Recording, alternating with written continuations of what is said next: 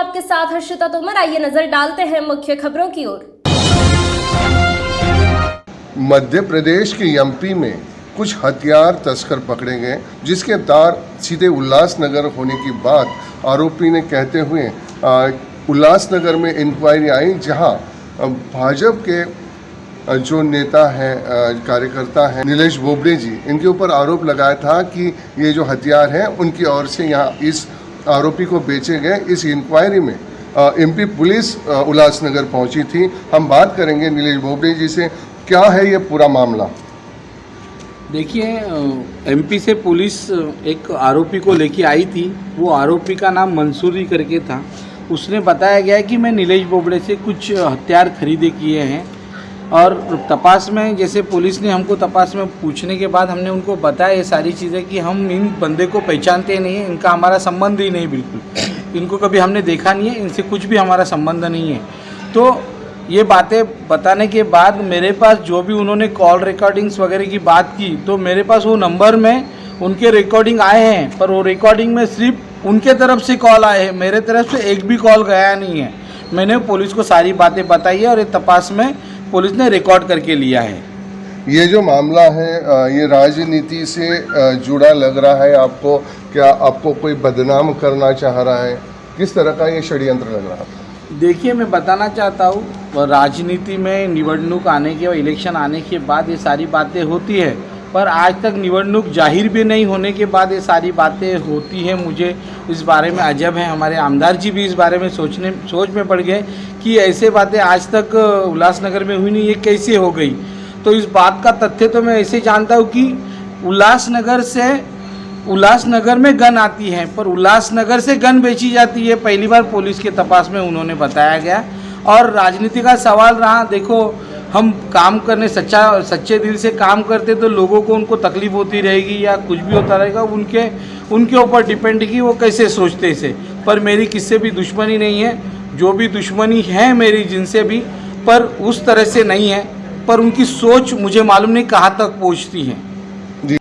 ये जो पूरा मामला है, जो आरोपी यहाँ पर आए थे पहचान करने, उन्होंने फर्जी तरीके से आपके भाई को या आपको समझकर पुलिस में लेकर गए। क्या है ये पूरा मामला? देखिए, पुलिस एमपी से आए हैं और आरोपी एमपी से हैं, इंदौर से हैं आरोपी, और एमपी में पकड़ा गया है।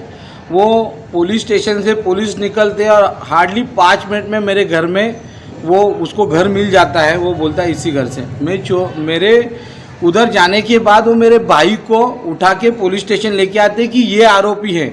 और पुलिस स्टेशन में मैं मेरे भाई के लिए क्वेश्चन पूछने जाता हूँ या उसको छुड़ाने के लिए जाता हूँ, बातें करने जाता हूँ, तो आरोपी मेरे तरफ उंगली दिखा के बोलता है ये नहीं कि ये आरोपी हैं। तो इससे ही समझ जाइए कि आरोपी के मन में कितनी खोट है और आरोपी कौन है, किस तरह से है। ये पूरी तरीके से फर्जीवाड़े का काम यहाँ पर नजर आया है कि जिस आरोपी को शनाख्त करने यहाँ पर यूपी पुलिस लेके आई थी, इन्होंने आपके भाई को ही नीलेश बोबड़े करके बताया और उन्हें छुड़ाने गए, तो फिर पता चला है कि नीलेश बोबड़े ये नहीं वो है। इस तरह का प्रयास आरोपी का रहा है, तो इस पर क्या कहेंगे? देखिए, मुझे पुलिस प्रशासन पे पूरा भरोसा है।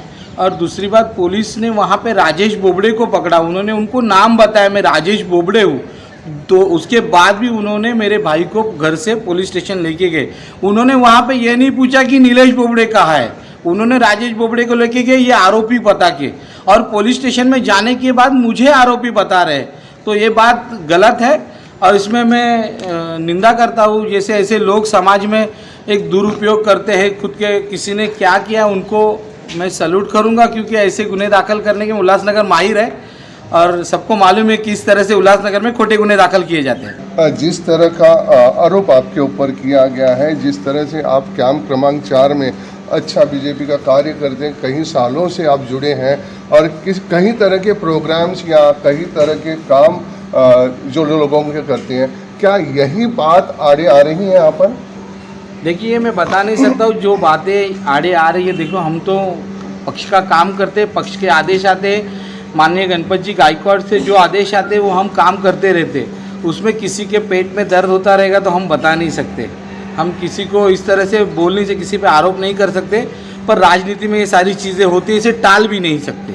लेकिन क्या चैनल के माध्यम से कुछ कहना चाहेंगे ऐसे लोगों को जो इस तरह से गलत आरोप आपके लगाते और बदनाम करने की कोशिश कर रहे हैं? देखिए, मैं भगवान को दुआ करता हूँ, मुझे ऐसे माँ बाप मिले थे जिनकी दुआ से आज मैं इतने अच्छे सब काम कर रहा हूँ, और उनको बताना चाहता हूँ आप कितना भी ताकत लगा लीजिए, मैं सच्चे दिल से काम करता हूँ, सच्चे दिल से सेवा करता हूँ, लोगों के बीच में जाता हूँ। मेरे पे कौन से भी आरोप क्रिमिनल मेरा रिकॉर्ड नहीं है, और मेरे पास मेरे माँ बाप की दुआ है। मैं इतना ही बताऊँगा इस माध्यम से कि आप कितने भी कर लो, मेरा कुछ भी नहीं होगा, क्योंकि मैं एक सच्चा ईमानदार लड़का हूँ जो ईमानदारी से काम करता हूँ, इसलिए मुझे कुछ भी नहीं होगा।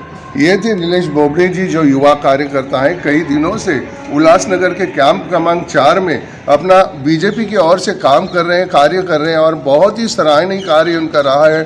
और इसी को देखते हुए कोई उनके खिलाफ इस तरह की साजिश करके वेपन बेचने का आरोप लगाते हुए उन्हें बदनाम करने की कोशिश की जा रही है, ये बात सामने आई है। लेकिन ये जो सच है ये पूरी इंक्वायरी के बाद ही सामने आएगा।